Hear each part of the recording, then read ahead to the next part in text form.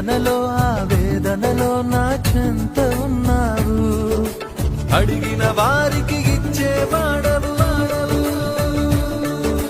వెదకిన వారికి దొరికేవాడవు.